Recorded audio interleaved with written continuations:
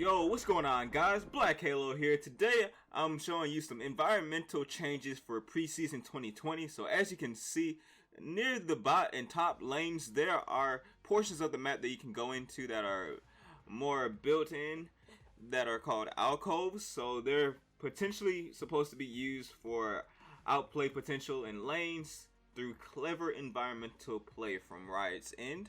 So another part of the environmental changes are the elemental dragons. So now they all have special effects when you get a takedown on them after about 8 minutes in the game. It's around 6 or 7 to 8 minutes when you kill a dragon.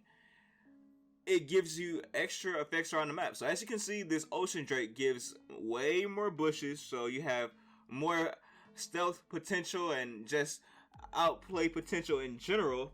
And it shows a lot of new fresh patches around the dragon pit, and environment will flood with pools of water, and also more honey fruit will spawn. So there are just a bunch of ambush opportunities with these extra bushes around the buffs and whatnot, just around everywhere around the map. So it's gonna be something you need extra wards for when this occurs. So don't forget to buy a control ward when you leave out of spawn. So they're called elemental rifts. All of these are called elemental rifts just to bring life to Preseason 2020 in the game and just make the map dynamic so you can adapt to what happens. So the mountain rift is basically, as you can see, the terrain gets shifted a bit, not too much. So mountain drake triggers a shift throughout the rift. So rocks just come out of nowhere in some random spots of the map. Right next to the Krug pit, you have some extra pathways to go through. Along with near the red buff, you have a fat rock in the middle of the top section of it. Not too sure why. And there's also a rock in the dragon pit. So this is just for some more scary choke points and ambush locations.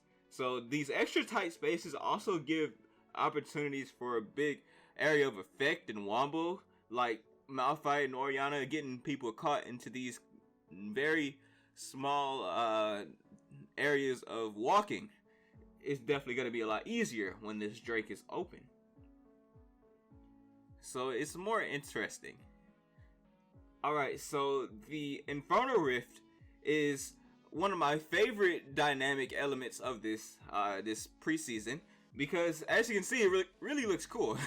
It has a lot of fire coming out of everywhere, and it's just, the brush gets burnt away, so there's less places to hide, so you can make a quick flank that your opponent is not completely expecting, since the brush from these buffs are cleared out.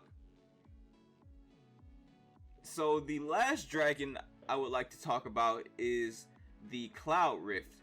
Now, I don't have any gameplay for this, however I have a few pictures that I will be showing you on the screen. But basically all that the Cloud Rift does is give you currents of air that are on the floor, on the jungle, I meant to say on the ground, and on the dragon pit.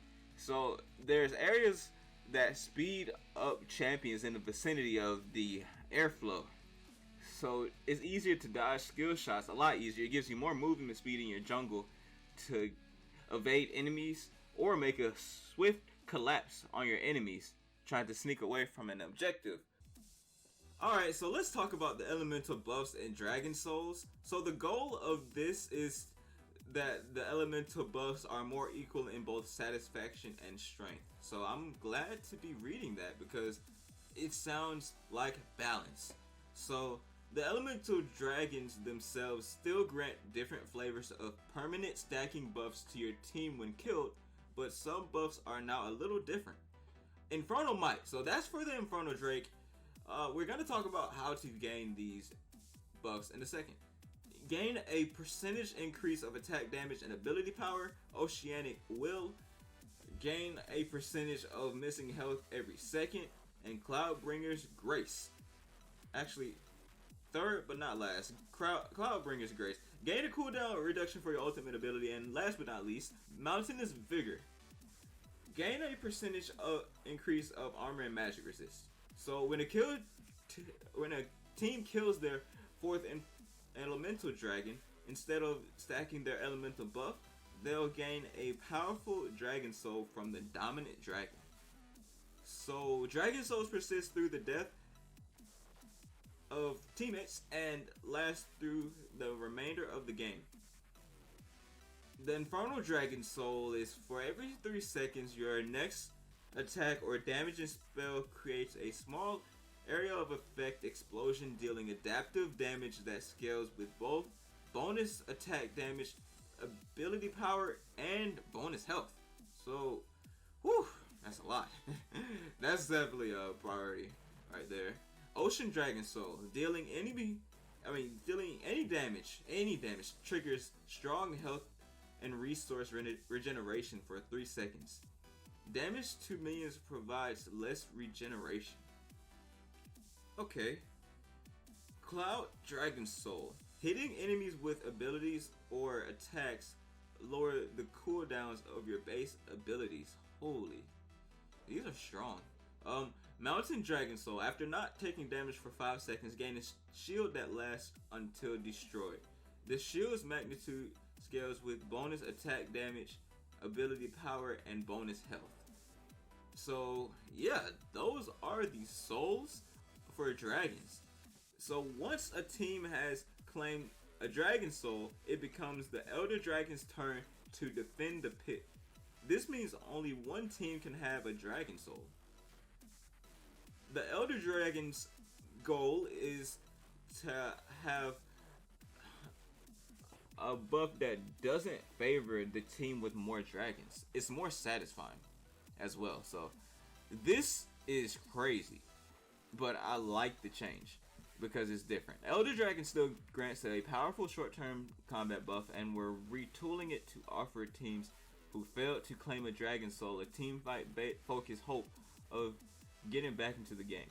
To achieve this, we're removing Elder Dragon scaling with elemental dragon buffs, which favor the team that's ahead, and replacing it with a new execution component. If Elder's burn damage affects a low enemy or a low health enemy champion, they'll be consumed by a searing Elder immolation, killing them instantly. I assume unless you Zions live that. So let's check this out.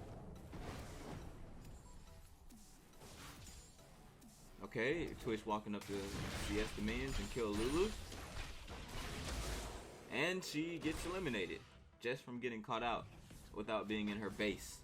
She should have been in, at least on the stairs of her base, because that's where the turret range starts. So enemies affected by Elder Burn have a small marker on their health bar indicating the execution threshold. The execution has a brief windup, so with quick reactions, immolation's victims can avoid imminent execution with the usual suite of clutch save abilities, which include Zion's Hourglass, Kendra's Ultimate, etc. The threat of I can't speak this word. I can't. The threat of immolation will still be there when they become vulnerable again. So if the Elder buff burn is applied a second time, it's back to the fountain. So I want to clarify this. Obviously I can't speak, so I'm clearly doing it right now. So yeah. Basically, the goals for Riot's preseason, let's talk about that, because these changes will be coming rather soon, the middle of October. So this article is very nice to me because it's about Riot's philosophy. So we're going to take a snippet of this article and talk about it. So the variety of the map should create more memorable moments via different environments you don't see in the game. Elemental Dragons already offer this lightly, but we want to go further and in a way that is fair to both teams. And the map should offer more details to play around in both baseline experience and not every game circumstances we're creating. Much of Summoner's Rift Mastery is currently macro oriented. Examples are rotations and objective trading, and we want the terrain to support more opportunity for in-combat playmaking. And That's on right's end. So yeah, for the side lanes and the alcove and brush, we already talked about this, but this is to give more outplay potential. And yeah, I like the extra brushes, especially with here and here. I like these because I really like this one. This is my favorite one right here because I think this is it. Well, it's not giving me my preview right now, but it's my this is my favorite new brush. So there are a lot of other gameplay changes. So it's not all about the map. There's a host of other new features and updates coming in preseason to address common frustration points in League. So they care about us, y'all. Great. Jungle path diversity. Early jungling currently revolves around Krugs due to their high XP and gold tuning. So I'm assuming that Riot cares about us while reading. So resulting in pretty one-dimensional pathing and a heavy blue side advantage due to bot lane's proximity to Krugs. I honestly very much agree with this because I am a jungle main. I honestly can make that statement. We're making XP and gold changes in order to open up more diverse pathing options and jungle strategies, most significantly reducing Krug's value and buffing Grumps so junglers can hit level 3 off of any combination of outer camp, Grump or Krugs, buff camp, and any third camp. So they're basically balancing out the size of the jungle because a lot of the time one side would be a lot better than the other side. So we've added respawn timer options on Krugs, the Gromp, the Wraiths to help new junglers. Not all junglers, to help new junglers because that doesn't help me. That just helps my opponent. So the top lane influence for high stakes for a solo lane. A top lane hasn't been able to translate a lane win into effective mid and late game carry for the team. And honestly, I stopped playing top this season for this reason.